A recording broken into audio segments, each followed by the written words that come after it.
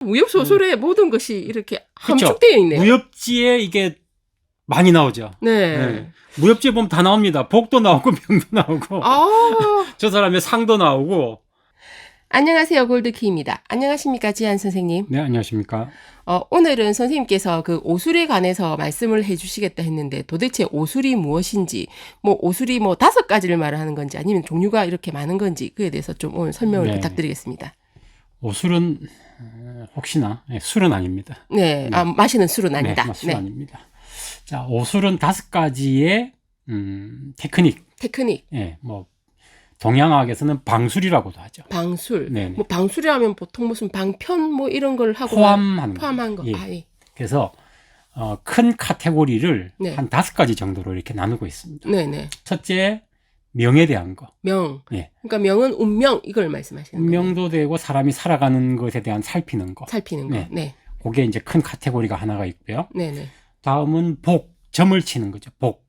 네네. 점에 대한 거 하나. 네네. 그 다음에 이제 모습이라고 할 수 있는 상에 그러니까 뭐 대한 거. 관상이라든지 뭐 네, 이렇게 그렇죠. 뭐 네. 몸상이라든지 네네네. 그런 게 있고 네. 또 하나는 이제 의술할 때 의. 네. 네. 의 파트가 또 있습니다. 그러니까 뭐 말 그대로 뭐 의학 이쪽이네요, 그죠? 그렇죠. 네네네. 이제 의학이지만 이제 동양의 어떤 오술이기 때문에 네. 어떤 한의학 이런 파트가 포괄적으로 포함이 되죠. 네네. 그 다음 카테고리가 마지막으로 산이라고 하는 파트가 있습니다. 네. 산이라고 하는 파트는 동양학에서 이제 마치 그 뭐라 그럴까, 잘 먹고 잘 살자. 잘 먹고 살자. 네, 요즘 말로 웰빙에 대한 연구를 한 3개의 카테고리로 네. 이렇게 그럼 분류를 그 해놨죠. 안에는 그럼 뭐가 이렇게 들어가 있습니까? 이렇게 방금 말씀드린 그런 카테고리들을 한 3가지씩 만약 분류를 한다면 네. 아까 제가 큰 건 5개가 있다고 했지 네네. 않습니까? 그게 하나에 한 3가지씩 들어가면 네. 대략 한 15가지 정도의 이렇게 각각 종목이 나오죠. 네. 그래서 그 15가지 혹은 뭐 서양 같은 경우에는 문파라고 합니다. 네. 서양이 아니라 중국 같은 경우에 네. 문파라고 하는데 그 문파에 따라서 뭐 15가지 이상 되는 문파도 있고 중국은 좀 많죠, 뭐든지. 네. 또 조금 그것보다 좀 적은 문파도 있고 네. 그렇게 있는데 어쨌든 하나씩 좀 얘기를 좀 재밌게 곁들여서 설명을 드리도록 하겠습니다. 결국 사람 살아가는데 다 필요한 것들을 다 그렇죠. 이렇게 보면 되겠네요. 네. 네네. 모든 것 포함하는 것이죠. 모든 것. 예. 네. 자, 아까 말씀드린 5가지. 네네. 여기에서 이제 명에 대한 것부터 한번 설명을 드려보겠습니다. 네네. 명이라고 하면 자, 큰 운명. 카테고리. 네네네. 운명이라고도 하고 숙명이라고도 하고. 네. 분야는 다릅니다. 다르지만 네. 자, 3개의 학문이 있어요. 네네. 3개의 학문이 첫째, 자미두수, 자미두수, 사주팔자, 사주팔자, 칠정사여, 칠정사요, 사여. 사여. 네네. 아, 네네. 이게 좀 익숙지 않은 단어라서 이게. 네. 그렇죠. 자미두수나 사주팔자는 간혹 들어보셨을 거예요. 사주팔자는 많은 분들이 그렇죠. 관심이 많은 부분이고. 이게 재미난 게 지역에 따라서 한국은 사주팔자, 네.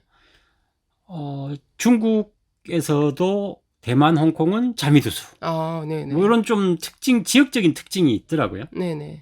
일본 같은 경우도 지금 사주팔자 추명학이라고 하죠. 네네. 이게 좀 많이 활성화돼 있고요. 네. 그래서 한국에서는 자미두수가 소수의 사람들만 공부하고 이렇게 감정을 받고 이러는 거고, 네네. 사주팔자는 동양 중에서 중국, 한국, 일본 네네. 보편적으로 퍼져 있고요. 네. 오히려 중국 본토에는 사주팔자가 드뭅니다. 네네네. 그래서 간단하게 설명드리면 자미두수는 14개의 큰 별이 있습니다. 네네. 너는 황제다. 그렇죠. 너는 황제다. 너는 강태공이다. 뭐 이런 식으로 쫙. 너는 이렇게 파라코다. 이런 이제 큰 카테고리를 정해가지고 네. 그 다음 이제 보면 뭐 보조, 잡성 이런 구질구질한 것들이 붙으면서 네. 그 사람의 운명을 설명하는 것이죠. 그렇죠. 네. 그래서 그 별자리, 동양의 별자리를 가지고 설명한다. 이게 이제 자미두수입니다. 네. 근데 자미두수는 이렇게 상담을 하다 보면은 네. 좀 많은 분들이 너는 무슨 별이니? 나는 뭐 황제였다. 아니면 나는 뭐 강태공이었다. 이런 식으로 서로가 황제였다는 분은 굉장히 흡족해 하시면서 강태공은 그럼 나는 왜 강태공이냐 이런 식으로 그냥 그 의미일 뿐인데 그런 걸 굉장히 좀 의미 부여를 많이 하셔가지고 마치 좀. 이런 거죠. 네. 우리 한국에는 사상의학이라고 하는 체질의학이 있지 않습니까? 네네. 당신이 태양인이요 그러면 굉장히 어색해요. 아, 그렇죠. 사실 태양인하고 그 체질이 상관이 없는데. 아무 관계 없습니다. 네. 태양인은 드물기 때문에 네. 약재도 아무래도 약재도 드물고 구하기도 어렵고. 네. 질병도 잘 없고 네. 그런 까다로운 건데 네. 태양이라 그러면 마치 4개의 체질 중에 최고 그렇죠. 이런 식으로 이해를 하시는 분들이 있는데 이 절대 체질- 그렇지 않습니다. 체질 4명 모아놓고 태양인이다 네. 이러면 태양인이 제일 어깨에 이렇게 뽕이 들어갑니다. 네, 그렇죠. 아무래도. 그래서 자미두수에서 뭐 너는 황제의 별이다. 네. 너는 뭐 거지의 별이다. 네. 아니, 거지라고 그러면 좀 그렇지만 거지는 아니고, 네, 뭐. 너는 저기 잔소리꾼이다. 네네, 그렇죠. 이렇게 얘기를 하면 황제는 최고, 네. 잔소리꾼은 아래로. 네. 이건 아니라는 얘기죠. 그게 아닌데, 그렇죠. 비유를 드는 네. 것이지 그게 절대적인 가치를 네, 가지는 건 아니죠. 맞습니다. 사주팔자는 말씀 뭐 많이 드리지 않더라도 네. 이 사주팔자는 굉장히 많은 분들이 알고 계시니까 그렇죠. 좀 많은 분들이. 간략하게 설명을 드리면 8개의 글자, 글자. 네. 그걸로써 그 사람에 대한 모든 것을 한번 추리해보는 네. 그런 학문이고 네. 칠정사회라고 하는 것은 네. 일월 목화토금수 아, 1월 목화. 음. 네. 7개죠? 네네. 이게 칠정이에요. 네네. 나머지 또 4개 별이 더 있습니다. 네. 그래서 칠정사요. 네. 7개와 4개. 그 별을 가지고 그럼 운명에 대해서 추리를 해보는 거예요. 그렇죠. 네.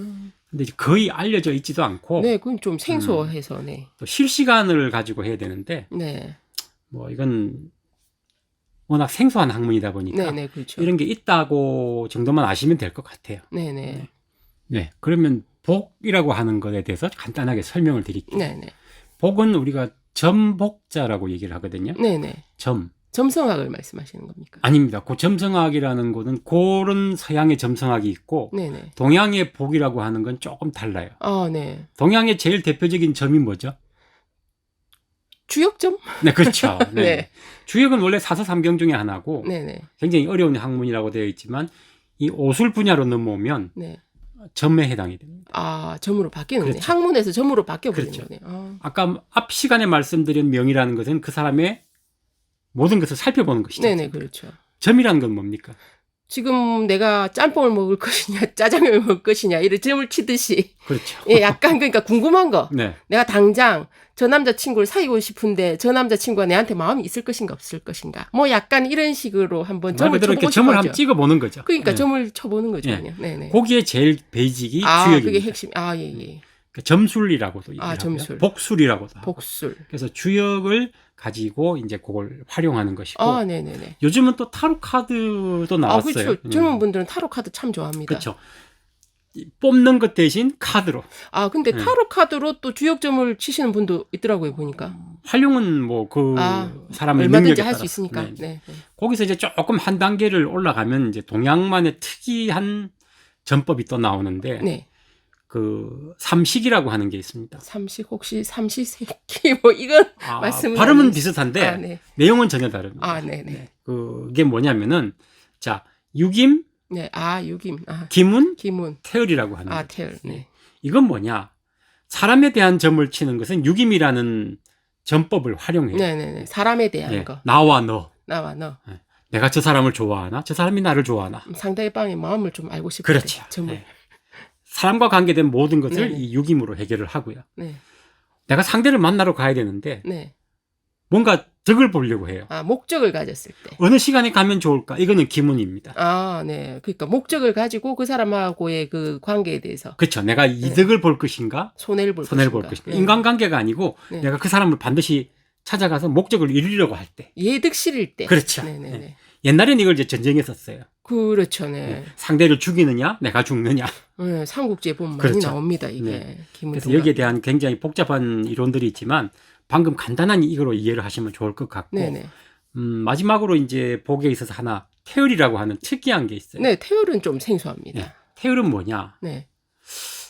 좀 그림이 이제 빅픽처를 생각하시면 되는데 네. 삼국지에 보면 그런 게 나오죠.